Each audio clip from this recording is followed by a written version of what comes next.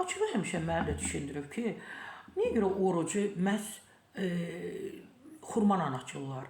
Xurma, su. Bizim hər birimiz görmüşük də ailəmizdə yaxınlarımız, digərlərimiz oruç tutanda həmişə belə olub.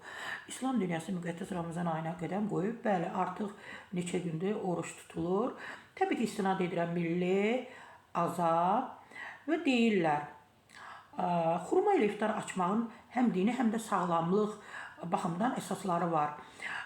Gün boyu ac qalan orqanizm xurma vasitəsilə qısa müddətdə enerji əldə edir və vitamin, mineral balansını bərpa edir. Bu da xurmanı oruç tutanlar üçün ideal qidaya çevirir. Demək, bərpa edir. İnsan enerjisini itirib axı bir gün ərzində. Qan şəkərinin tədricən yüksəldiyi və bağırsaqdan gec sorulduğu üçün uzun müddət toxluq hissi yaradır.